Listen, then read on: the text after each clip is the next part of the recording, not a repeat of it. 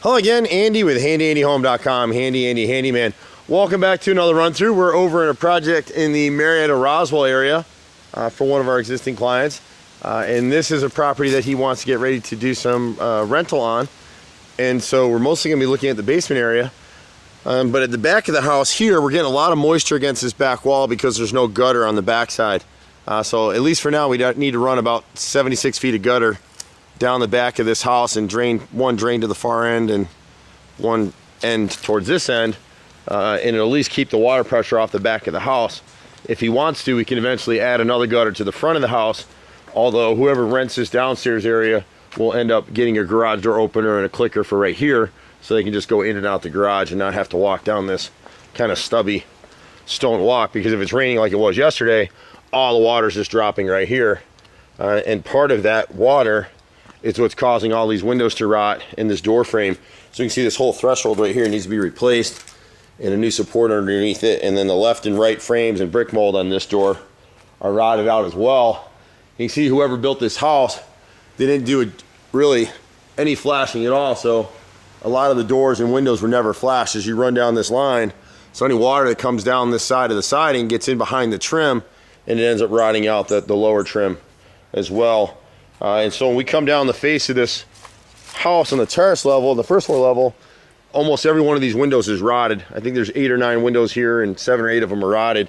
And the thing we'll end up doing is on the bottom piece, someone's already repaired these before, and they replaced this bottom molding at the edge with just a beveled piece of wood, which is fine, but it wasn't back primed. We'll go ahead and shrink these up and make them level with the glass right here, and then just glue front to them. It's really not the right way to do it. We should probably shrink these windows, but some of them are good. A few of them, he's got, I think 3 of them are cracked in here. But we'll basically replace, again, you can see the rotted wood through here. We'll caulk and seal these window trims up and repaint just the trim. Next year he can come back and repaint the entire house as what it needs. It's Hardy plank siding, and unfortunately they didn't install it properly. It should be face nailed in the corners here. And so what's happening, you see the board move because they didn't caulk it very well. It's not the right, they blind nailed it, which is what James Hardy says to do, except on ends they should be face nailed. And so if you got a good wind shear in here, it would start lifting the siding off the house. Fortunately for us, it's kind of on this hill, but it's protected. So you can see how rotted everything is. See, when you push that in, it looks like it's solid wood, but it's rotted all the way through. So he's got a number of these through here that are going to have to be redone. Almost every single one of the windows, some are worse than others. You can see this bottom one right here. So when we come back in, we'll use a 5/4 board or a 1x5 and cut it down and bevel it so it lines up with the bottom inside edge, just so you don't see that into the framing of the wall anymore. You can see this last window in the run, same thing, really rotted out all the way through. And then when you come to the far right door, the frame is rotted down at the bottom. It's rotted down here, and it's rotted up here at the top corner. And you can see, a lot of times when you look at wood, it doesn't look so bad, but you see this kind of indentation in the wood outside of where I poked my finger and it went right through right here. But when you see that beveling, it just lets you know. See how my fingernail just went right through it? See up here? When you see the dimples in the wood like that, it lets you know that it's rotted out. And we get this question asked all the time, well, geez, you know, wood's gonna rot, so shouldn't I replace it with PVC or some sort of a synthetic material? The problem with doing that on trim is that if you had a plastic or PVC brick molding on the outside of this door, it would never rot to let you know you had a problem until the whole door was falling off the framing. So you're much better to have the sacrificial piece of trim out here that you can call us for a quick fix on and take care of it that way, versus having what's supposed to be a permanent fix that never is. So anybody that tells you any product in home repair is maintenance free, just get their card, shake hands, and be glad you didn't do business with them. It's just a mistake. So we do a lot of rotted wood repair. We're often on the maintenance side. And preventive maintenance is key, just like going to the dentist. Why do you get your teeth cleaned twice a year? So you don't wind up with a major health problem or a dental problem. Here inside the house, they put this flex line in here for the dryer, and going this length, it really needs to be solid pipe. So we really need to redo that. And it's off at the back of his dryer here, so it's venting a lot of that moist, warm air into this space where it can't get out, and it's going to lead to some mold and mildew.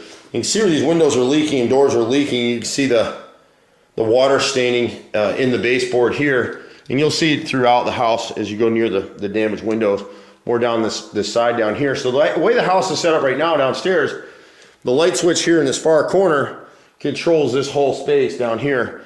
So he wants to turn this into a single person or maybe a couple rental. And we've already got a bunch of people that are interested in coming here. So again, you see the water leaking here in this left corner. You actually have just a little bit of mold here. Because the space has been kind of sitting for a while, we'll end up treating everything in here with microban to kill any lingering mold, and then a nice coat of fresh paint in here with M1 in it. The windows are actually upper grade windows. The window behind this curtain right here is upgraded. So we changed this fan, and what we're trying to do to create some flexibility in here, he has some kitchen cabinets from another remodel that are in the garage. So we're going to pull this stuff out of here and put all the new kitchen cabinets as much as we can in here. It's about a 12-foot run here, and we're going to come out about 11 feet this way and frame out a wall in this area up to the ceiling, and then we would add curtains that would swing all around, kind of almost like a hospital industrial look, where rather than build walls to close off this room, we'd rather keep it flexible. This is kind of a Soho loft style space, really high ceilings. It's a cool space. It'll rent very quickly once it's finished, but the idea was to run an iron metal rod from this corner right here above this window lined up with the edge of the wall right there, bring it out this way and tie it back into our end wall here. So if a person wanted to keep this as a sleeping area and make some privacy, they could just by closing the curtains. If not, they can leave it open as a workspace area or whatever they want to do with it. So it's a really flexible space. They had a water leak upstairs, and so we'll patch this hole here, and then in this closet we will add an access panel here. Once we fix this drain from upstairs, we'll add a permanent access panel here so we know where that is. And that way, if there's ever a problem again, we can just pop the access and we're good to go. We've had a number of tenants. We run another company as well on My Rented Room, and so we've had a number of tenants look at the space already. Some of them want all new flooring and tile and all that, which will push up the rehab bid. We have one client in particular who's happy to take it just with the carpet and everything that is, because she's not going to be here that often. In this run, we'll be adding a stove, so we'll have to do some electrical work here. We'll end up adding new countertop. We'll put in a new dishwasher here as well. The drains drain this way, and the main floor drain in the basement area is right here. So even though this is a basement, it's kind of the terrace level. It's the first floor of the house, and there's another full deck of house above us here. We would change out the light here in the bathroom, and then it's really just paint and clean up. The shower has cracked all the way around the grout lines, and you can see the black line as you go up through here, and then they never sealed the rings here. And so we would re-caulk this with a sanded caulk, which it'll be more flexible than mortar, and it won't crack out like this one has. And I think that was it. And then in the bathroom, we need to change. They just have passage sets, so we'll put lock sets in here and door stops. Each bedroom or each living space will have to have at least 3 outlets to meet code. And so we'll do that here. We'll add an outlet here. We'll add one probably on the back wall and one here. So on the back wall, I'll have to use conduit. One of the things we'll have to do for code is this is an interior door. So to be a living space, it needs to be a fire rated exterior grade door. And the same thing here coming from the garage. So we'd have to change both of those doors to what that door is to give it space. But outside of that, I mean, it's really just paint, clean up, and put back. So we'll get this one written up for this owner, and we'll try to do follow-up videos so you can see it. And then one of the other things we'll do is, instead of changing out the carpet, we'll probably just come in with some laminate right here, or some lick and stick floor tile. We may square that up a little bit better, so some people can wipe their feet or whatever it is, and then we don't have to patch the carpet for now. So that's how we'll do it. We pretty much do everything. HandyANDY's been out here about 25 years, hard to believe. Everyone thinks my dad started this company. It was really me. And so it's my brother, myself, and a bunch of our guys. We pretty much do everything. You can catch us at 770-912-2829. I'm Andy. We'll see you at the next house. Bye for now.